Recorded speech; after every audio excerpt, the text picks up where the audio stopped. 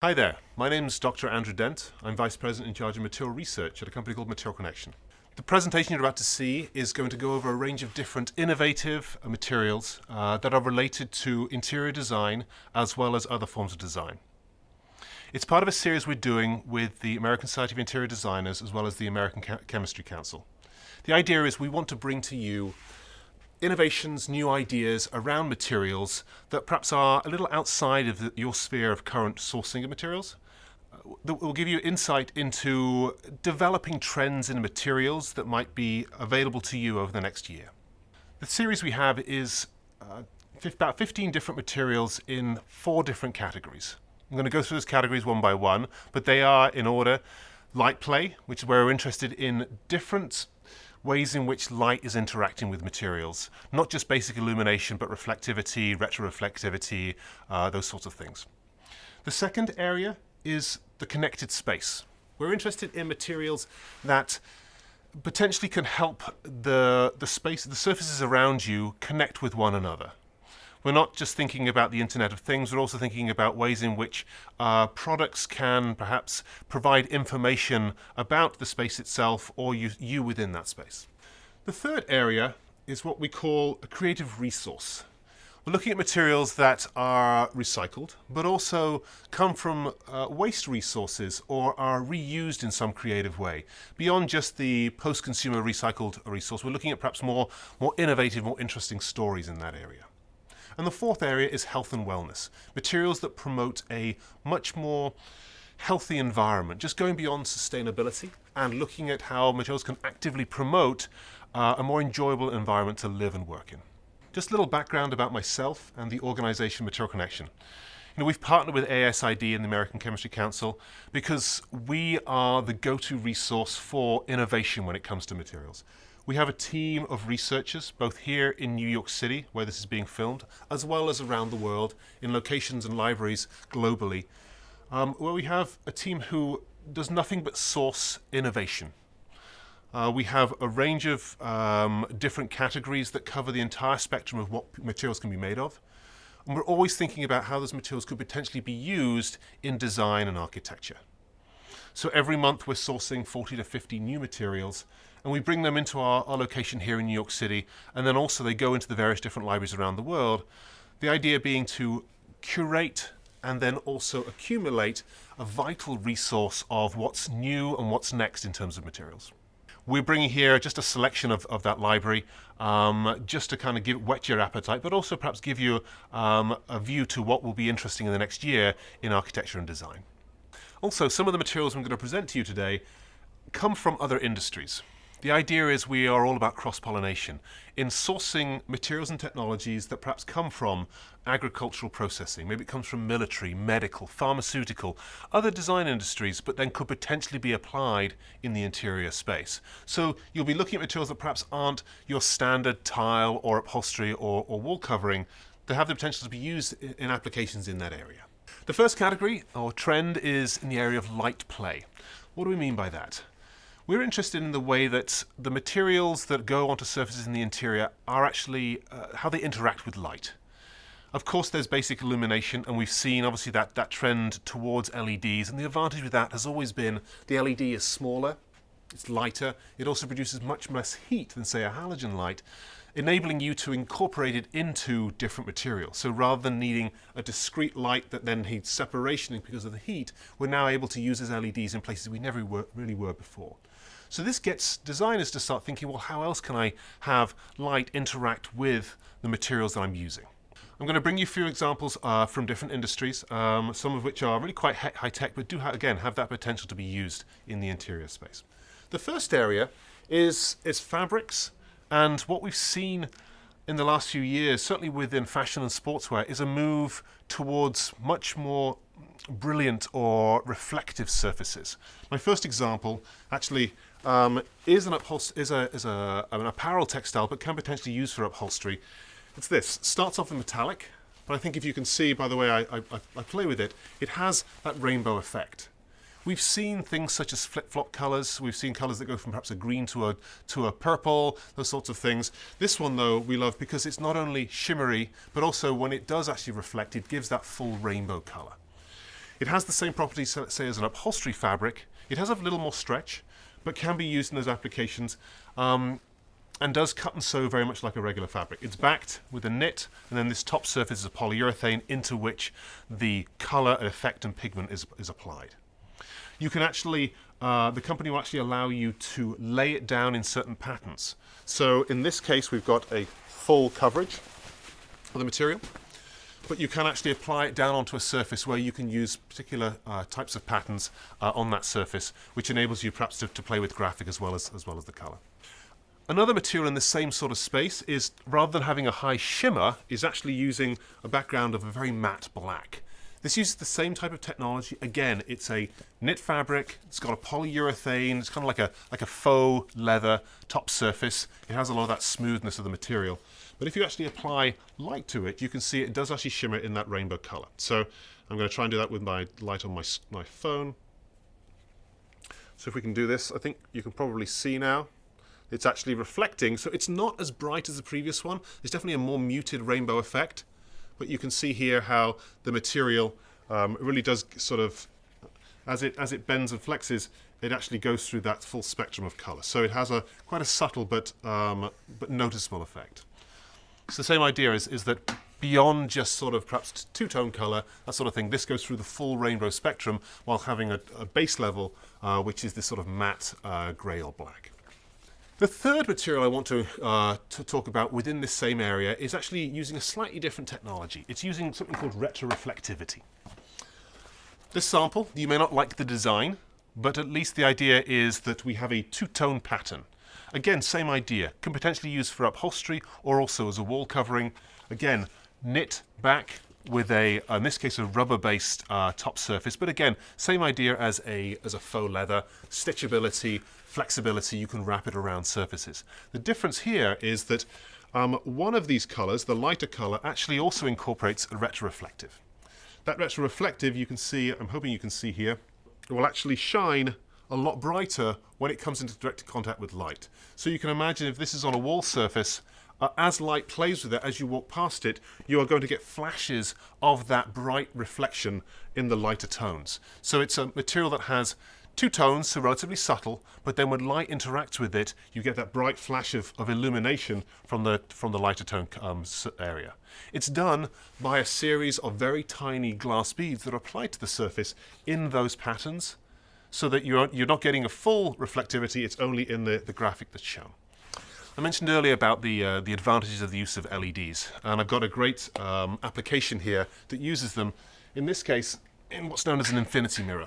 A little heavy, but here you can see that the material is basically, it's glass, but they've incorporated, and you can see from the back, a series of LEDs that are embedded into the material itself. So you can see that it's illuminated from inside with the LEDs, and beyond just being an infinity mirror, the illumination also creates that additional sort of depth of an effect.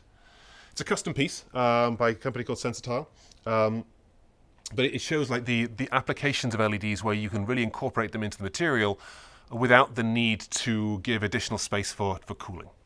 Moving perhaps a little bit more on the high-tech side, we got a sample in recently into the library that's known as the blackest material on Earth. The material's called Vantablack.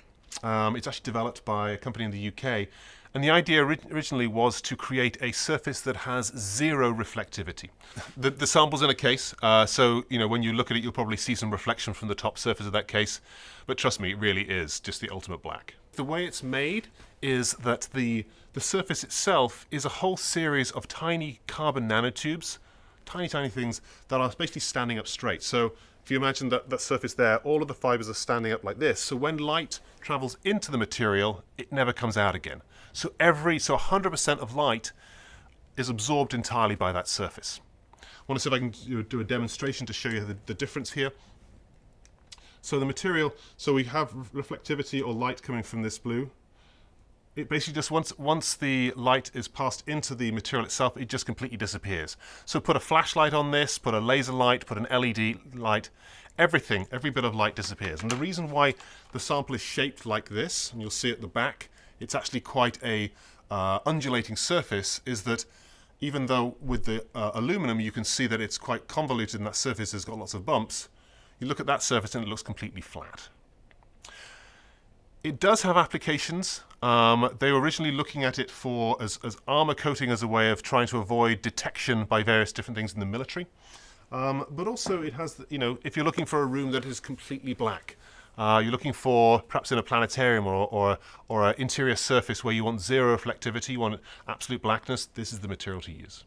The second area of interest for us in this presentation is called creative resource. We spend a lot of time searching for all sorts of different types of materials, and for us they have greatest value when there is a story associated with them.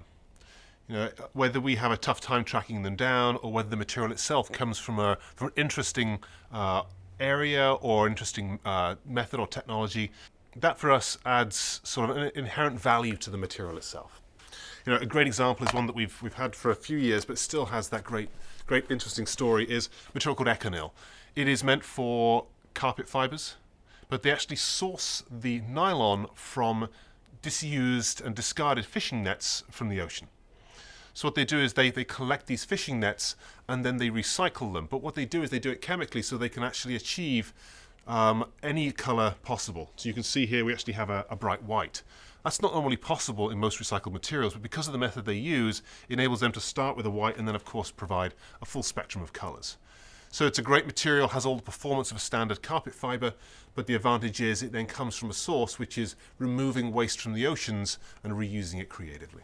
The next one is actually it's a very hard, solid surfacing material, called Dekton. Dekton's out there as a non-porous, hard material, typically used for worktops and countertops.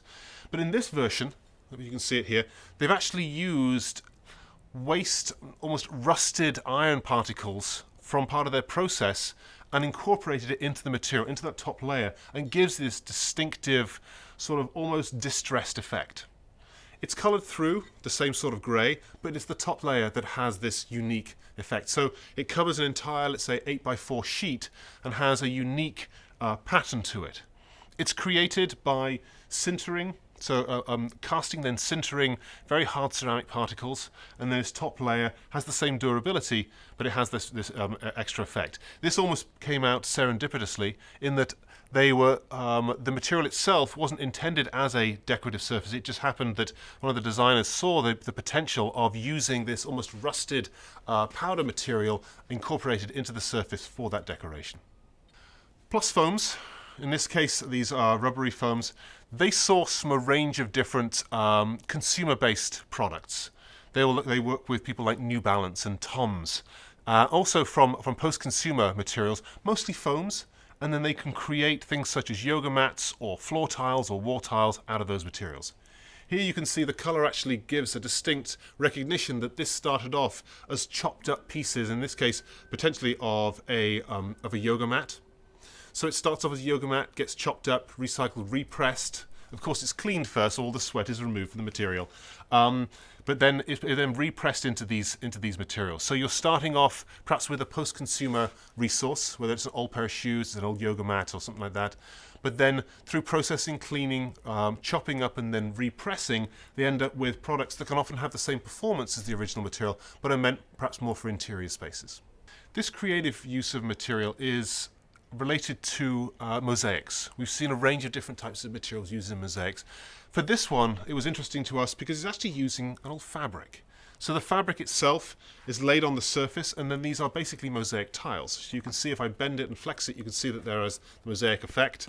It's got a backing, but the actual surface itself is of a dyed textile. So it's an incredible alternative use for that textile, giving a very different feel and overall effect for mosaics, typically thought of as cold and hard. Here they increase warmth by the use of this fabric as the surface. My final material within the creative reuse category is something that we've seen a lot of, but I think this one actually stands out as interesting. We see a lot of reclaimed wood being used from old barns, those sorts of things. The reason why we like this version is because it is reclaimed sports floors But what they haven't done is actually plane down that surface to make it any different. So the actual original scratches and effects on the surface of the material are retained. So this actually has the look of what was originally a sports floor, a polyurethane wood-based floor, but it retains all of the marks that basically show it has some history and has a previous story related to how it was used. It's put together as relatively easy peel and stick sheets, so it can be applied anywhere, walls typically, but it can sort of recreate that sort of worn, distressed look on the surface relatively simply. Our third area of interest is called the connected or interactive space. As we increasingly rely upon devices in order to give us information about our world, are there ways in which the materials can allow us to do that perhaps more seamlessly? To move from something which is an obvious device to something which perhaps is incorporated into places where I sit, on the walls, those sorts of things. So in order to do that, we need to create connectivity in those materials. The simplest way is, of course, to print or stitch in connective lines, wires, into the material. You can do that in quite a complex and beautiful way. A good example here is using embroidery. If we're going to create the connected space, there needs to be basically circuits, and those circuits need to interact or work with the material seamlessly. This first example enables you to do that through embroidery. So using the technique of embroidery, it's incorporating, in this case, LEDs into quite a diaphanous fabric. It obviously needs power in order to achieve that, but the LEDs themselves are connected through embroidered lines which are silver, or at least conductive, and they fit within the fabric itself, so become part of the pattern and yet enable connectivity to the LEDs from the power source. Other ways to create those connectivity is to actually print. We've seen this increasingly within things such as packaging and also in sports apparel. We are probably going to end up seeing it within the interior space simply because it's the quickest and easiest way in order to create an electrical circuit within products, because printing is a relatively inexpensive way in order to create those electrical circuits. This example here, really quite a basic level, but it shows here the way in which conductive inks can be applied onto a surface. In this case, it's a film. One can imagine the same sort of conductive surface applied to a fabric. The idea being that when I actually put power between these two, I can then create a circuit and light things up. So as you can see here, it's lighting up the LEDs, which are basically connecting the circuit between the two materials. It's simple, but it allows then the potential to create illumination and also to power things through this simple method of just printing inks onto fabrics, or in this case, a film. You'll notice that the ink itself looked silvery and very much like a metal. We've actually had advances where now we can actually make those connective lines different colors. They don't need to have that silver or metallic look. This is a good example where you can see what looks like a basic circuit here, but these themselves are conductive inks. So the ink no longer needs to be something which is silver in the way that you saw in the sample earlier. We can now actually use color as a way of connecting those circuits. So I can use red or green or yellow or blue, so it no longer looks like it's an electrical circuit and more like just a graphic pattern. So we know how to create circuitry, we know how to print or embroider in those wires and electrical conductive materials. But then what are they going to power? What's their use? We have actually now, within the area of touch-sensitive surfaces, we know that we can do that through fabrics. So one can embroider in or put onto a surface like this so it becomes touch-sensitive. We've seen that. We've seen that in apparel. Companies like Burton and Levi's and Google have already demonstrated that's possible to do that. But I wanted to show you here an innovation that's quite fascinating to us, which allows potentially the use of touch-sensitive surfaces that perhaps are a hybrid between the very soft and much more sort of interior material such as a fabric and something which is perhaps a little bit more device-based such as this. What I'm showing you here, it's a little hard to see, but this is a layer of glass. This flexibility shows that potentially we can use this as a touch-sensitive surface on materials that are perhaps not as rigid and flat as most of our devices. This flexibility changes the way in which we can think about touch surfaces. So I could wrap this around a column. I can use this in a much more sort of flexible way in order to create touch sensitivity as a hybrid between rigid and flat and flexible and soft. So this, because it's glass, it gives us all the durability and transparency of glass, yet has that flexibility much more like a polymer film. Also with the interactive and connected space, I wanted to branch out a little bit more with two more examples. My first one is actually, it's a metal mesh. What's interesting to me is that it's a metal mesh, so it has a lot of the feel and appearance of a metal mesh. You can see it's actually quite creased as the way we've played with it. But this comes in large format materials and can be used as drapery.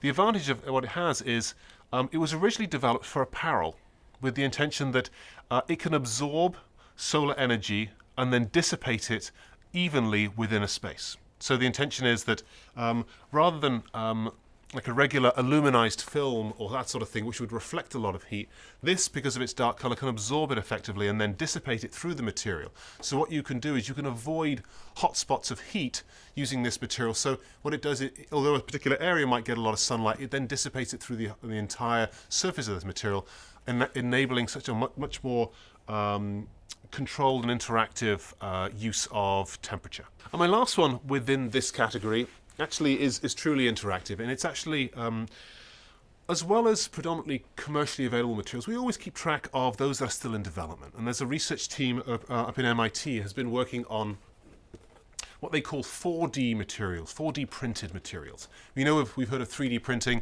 This is the next generation, something to look forward to, which is called 4D printing. And they use a lot of the basic methods of standard printing. So use, say, an inkjet printer or a more standard printer. But what they're doing is they're printing on certain materials onto others and using the interaction between the two in order to create dimensionality and interactivity. So for this material, which originally started off as a flat piece of fabric, when they printed on these sort of rubbery polymer lines, by changing the way they printed it, it enabled the material then to move in a way to create this three-dimensional effect.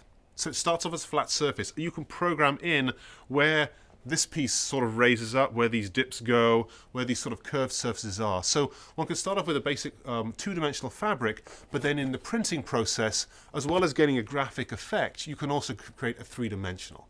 So this is what they mean by 4D printing, is using printing as a way to not just create graphic and maybe functionality, but also change the overall dimensionality of that material. And for our fourth area, I'd encourage you to check out our library that's based upon health and wellness, that's actually at the ASID headquarters in Washington, D.C. You can find out more at asid.org, but that entire curated library is based upon materials for the interior space that do promote health and wellness. As I mentioned, going beyond just the sustainable solution and actually looking for materials that actively promote health and wellness within the interior space. The collection was curated with ASID and the American Chemistry Council to highlight and show materials that actively promote a better interior through the use of noise abatement, through the use of pollution absorption, really looking at materials that could overall give a better sense of well-being within a space without necessarily impacting the design. So thanks very much for taking the time to learn about these great new materials. If you have any further interest about the materials we showed today, about Material Connection, or about the curated collection at the headquarters in DC, you can visit asid.org or materialconnection.com.